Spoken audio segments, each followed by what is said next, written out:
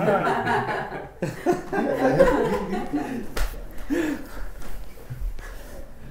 you ever thought about what your quest in life is? For some people, it's to climb all the highest 11 peaks in the world. For some, it's to paddle a kayak down the Amazon. One guy's great quest was to get a balloon and go all over the world, around the world in a balloon. Another man, he made a submarine that would go into the deepest part of the ocean without being crushed, and it was just a one-man submarine to see what was in the deepest part of the ocean. Everybody has quests. Everybody has something that they want to accomplish. And we need something to shoot towards, a focus. And then, of course, there are spiritual quests as well. Dwight L. Moody was quoted as saying, "The world has yet to see what God can do with a man fully consecrated to Him." And he said, by God's help, I'm going to be that man. And Dwight L. Moody sure accomplished an awful lot. And but he decided that I'm going to see how far I can be committed or consecrated to God and what God would do with an ordinary man like me. And that was his great quest in life. What's your great quest? What are you shooting for? It may not be one thing. It could be several things at one time. But being that this is the beginning of a new year, we ask people to think about where they're going. What are they trying to shoot for? What do you want to be? What do you want to become? What do you want to do? And a quest is a search and a pursuit of something. And so if you don't have something to shoot for, you're surely to hit it. You'll hit nothing. You have to have something to shoot for. It'd be good for you to sit down with a pen and paper and say, what am I to do? What is my purpose? What do I want to accomplish? Where do I want to go? What do I want to see happen? And you can't just make up your own. You should do this prayerfully, but then you submit it to the Lord and you say, Lord, take me there. Help me to get there. I want my life to matter. I want to accomplish something. I don't want to just kind of bumble along from circumstance to circumstance, day to day. I want to shoot for something. And so you should really be thinking about a quest. So I once read in 1 Corinthians chapter 14, verse 1, Paul wrote, "Pursue love and desire spiritual gifts." Two things.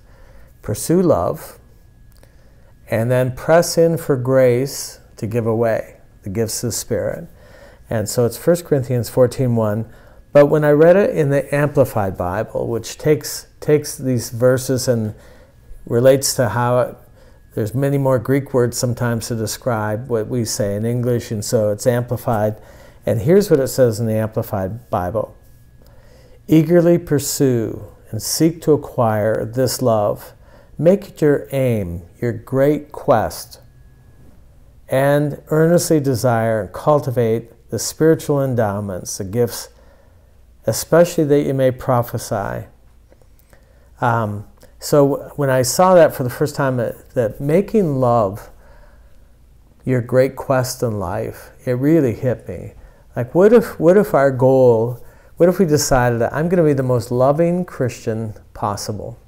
I'm going to, no matter what happens to me, whether it's people do bad things to me or whether people like me or accept me, they can't stop me from loving them. I'm going to be the most loving, gracious Christian. And not only that, but I'm going to ask for God's power. I'm going to get His gifts to benefit other people's lives, to help them go further in God. Rather than me always looking for what people can do for me, I'm going to be a game changer. When I step into people's lives, their lives are going to be better because I'm going to love them and I'm going to give away the power of God in their life. What a goal. What a quest. I mean, if you pursued those two things, just that, your life would go to an entirely different level. So many people, their whole life is trying to get people to love them, trying to get people to give them encouragement and improvement and benefiting their life. And so they stay in the shallow end of the pool. They really don't accomplish very much.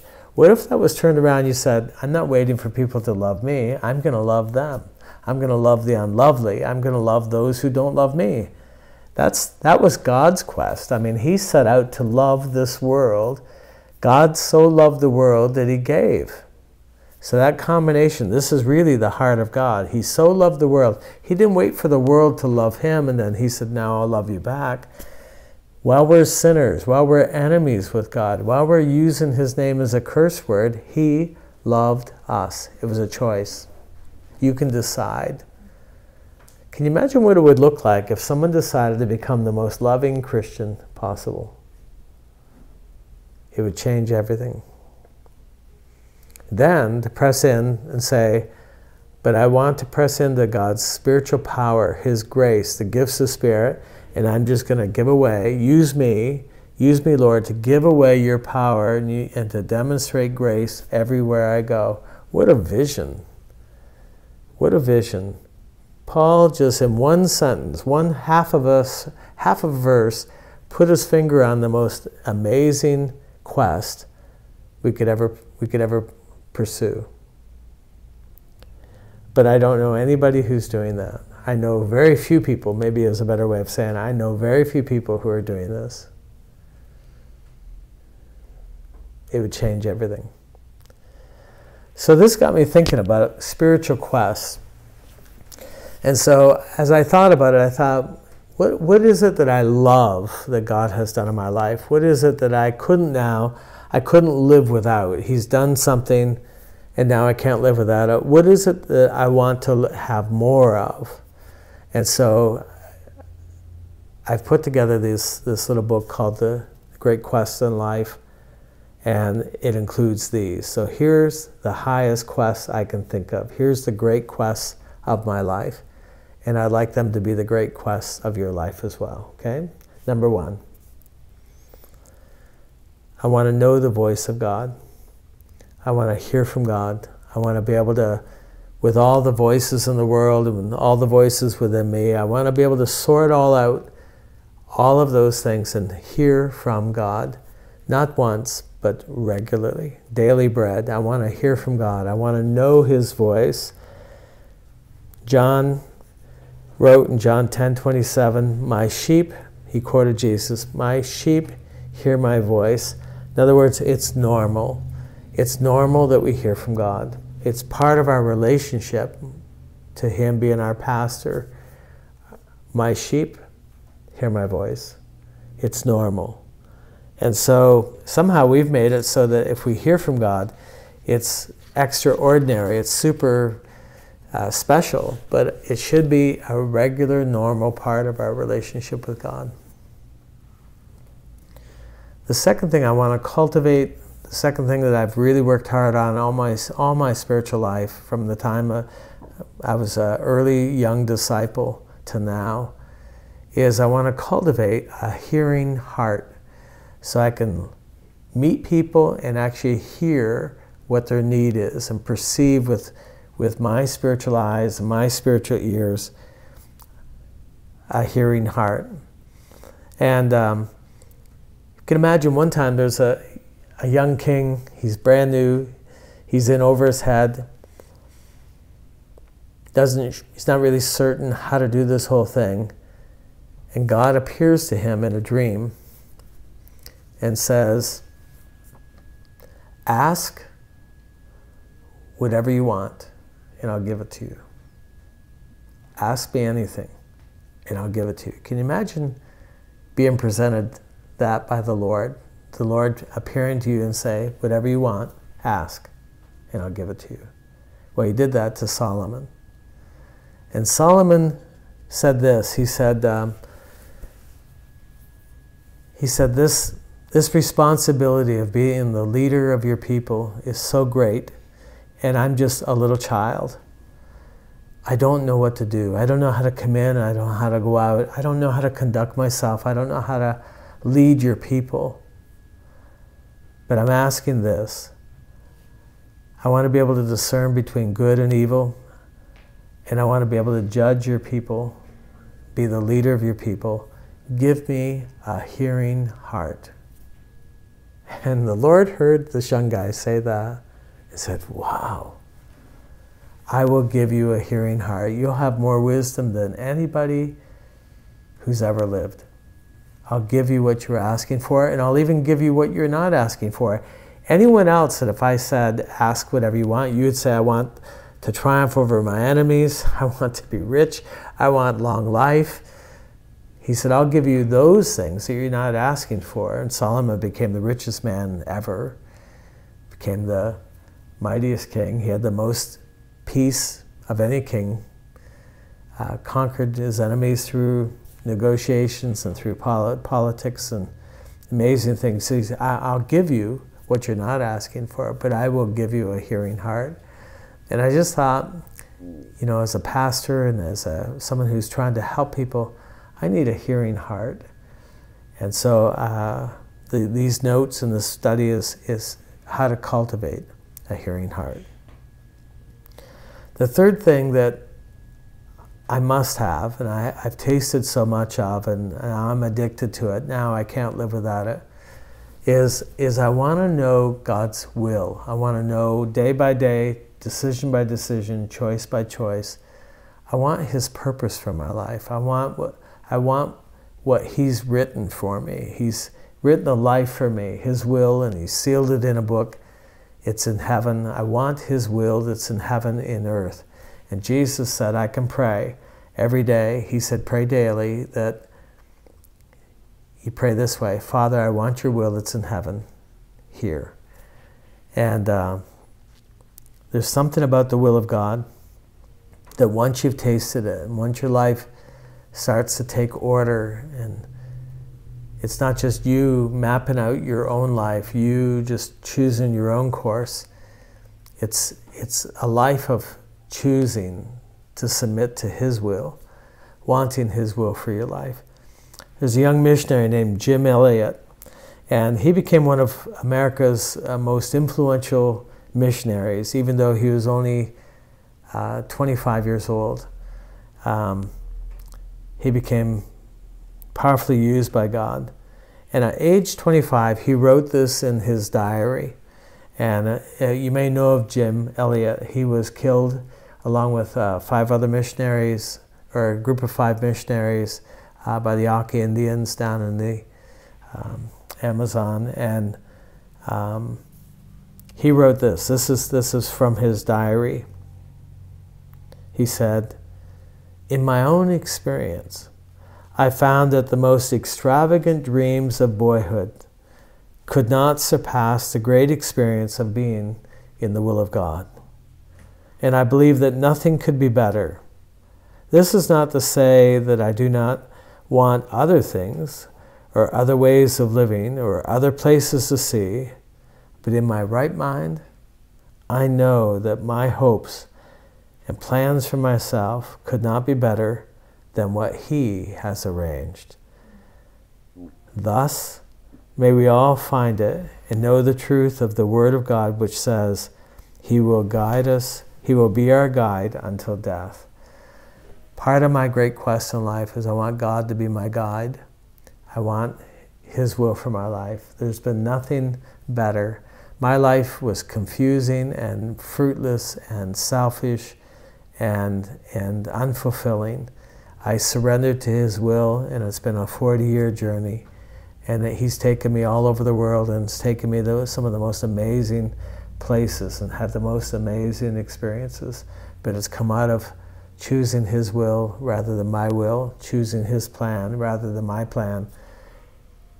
Although if I chose my own plan and designed my own life, He would let me. He could say, if you want to map your own course, I'll let you. He won't grab you by the shirt and say, no, you must do my will. That's not His nature. It's not who He is. It's not what He's like. But if you ask for His will, if you demand it of Him, I want your will, not my will, He'll give it to you. But He'll never ram it down your throat. He'll never make it happen. You must want it. You must press in for it. You must demand it with humility in prayer. It says, I've had my own way. I've done my own thing. I don't want that anymore. I want your will. If that becomes your great quest in life, man, your life will take on a different shape, different dimension, different level of fruitfulness and success. There's nothing like the will of God. It's a great quest in life. Amen?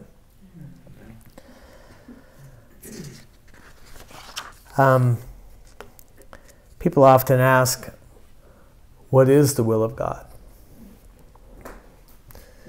The will of God is not one thing, because our life is not one-dimensional. The will of God's many things, and if you write out your life, you have maybe 10, 12 different compartments to your life. I mean, the will of God is not one-dimensional. For example, you can ask God for His will in finding the right car. And you could have the car that is best for you, that God chose for you. I remember having no money, but feeling like the Lord was saying that He wanted to give me another car. I wasn't sure why. I found out later that our family was going to be doing a lot of traveling, and the car we had, which was this old Pinto, would never have survived, would never be roadworthy or comfortable for all the thousands and thousands of miles we're about to take. I didn't know that. I just felt like the Lord was saying, you need another car. And I began the process of praying and asking Him to show me. Meanwhile, I don't have very much money. I don't know much about cars, and so I just became dependent, asking Him, Lord, show me which car. I remember praying that and felt like He wanted me to go out and where the cars were in the car lots and begin looking. So I got out and started talking to car dealers and looking around. And I think it was my second car lot that I went to. I'm talking to the man, and I look over, and there's this car, and to the eyes of my heart, that car brightened compared to all the other cars. It just kind of lit up. Can't say that I saw anything with my physical eyes, but it's just an old car parked away over there, and I saw it at a distance, and it just kind of stood out. I said, what about that car over there? And the man said, well, we don't know anything about that car. It just came in on a trade yesterday. We haven't even cleaned it up yet. But I knew, all of a sudden, that's my car. So he went and found out some details about it and came back and said, it's for sale if you want it. And so we negotiated. Next thing you know, that became the car that served us so well on all of our trips. So you can pray for the will of God just for a car. Of course, for a life partner, our husband or our wife, that's something that we can just choose. Or you could say, Lord, choose for me. You know what I need. You know what's best for me. Choose a partner for me. Choose my spouse for me. And you begin praying, and you begin seeking, laying that before the Lord, and begin praying for your partner. Now, if you happen to get the wrong car and it turns out to be a lemon, that's a long drive. But if you got the right car and the wrong spouse, that's a really long drive. You don't want that. So there are two different compartments of life. And so you can have God's will for a car, you can have God's will for a spouse, you can have God's will for where you spend the next 10 weeks. I mean, you can have God's will for lots of different parts of your life. So when someone says, what's God's will? That's kind of like asking, why is the sky blue? It's too big of a question. It needs to be broken down into, what's God's will for my job? What's God's will for where I live? What's God's will for where I go to school? What's God's will for all the different compartments of life? And so you have to break it down.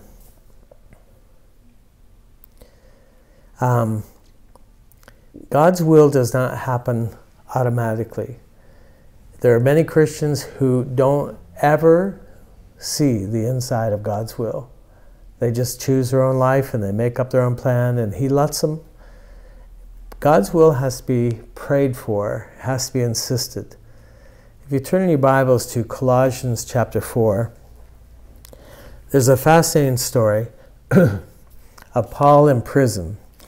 And he's in prison in Rome, but there's a man from Colossae who's with him in prison. His name is Ephraim.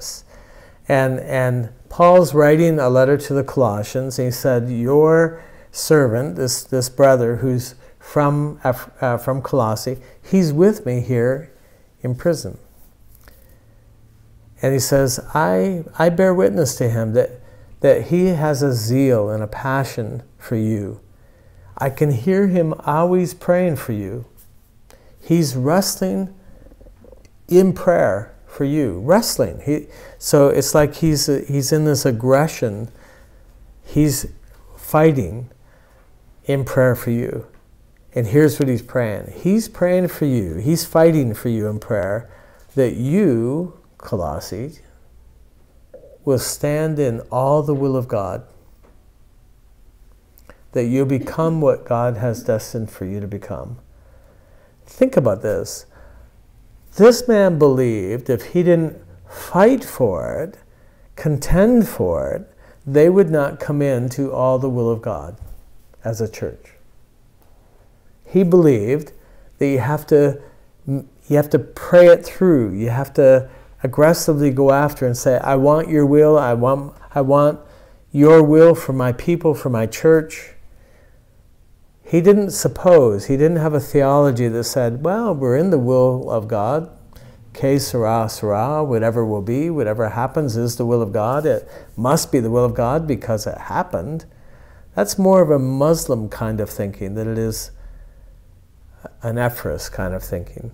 The Apostle Paul must have believed something similar. He said, I hear him praying for you. He's wrestling. He's fighting. He's contending. He's getting sweaty in prayer. I can hear him praying for you, believing for you, that you will stand in all the will of God. In other words, it didn't just come about naturally.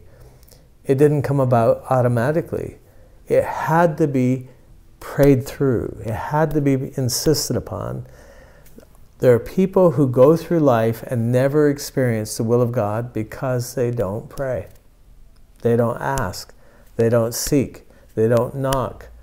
Jesus turned it around on us. He didn't just assume that we're all going to get the things that God has planned for us. He says, you need to ask. Ask, and it shall be given to you. You need to seek. That's part of the great quest. You need to seek. Seek, and you will find. Knock, and the door will be open to you. But if you don't do these things, and the Greek tense there is to keep asking. Ask and keep asking. Seek and keep seeking. Knock and keep knocking. Knocking, to me, is that you're allowed to try something out to see if it's the will of God. You can explore that. You can actually walk in a little bit and see if it's the will of God. You need to test it. Try it out a little bit and see if it is something that he wants you to do. That's allowed. But we're not automatically in the will of God. We have to insist upon it. We have to pray, Lord, not my will, but yours be done. Not, I want your will. I want what you wrote for me. I want what you've planned for me. And you must aggressively go after it. If you don't, it won't happen. Paul believed that. Ephraim believed that. I believe that. Do you believe that? If you believe that, you should have gotten sweaty, fighting, wrestling, praying, asking God, I want your will. What is your will? Show me. Open the eyes of my heart. Paul wrote to the Ephesians, says, I'm praying for you that God would open the eyes of your heart so that you would perceive, they'd be enlightened, they'd be inspired, and you'd see the purposes that he has for you. What purpose did he write for you? You'll never know unless you pray. You'll never know unless you start pursuing it as if it was the great quest in life, because it is. It really is. Amen? Did you want to stop this?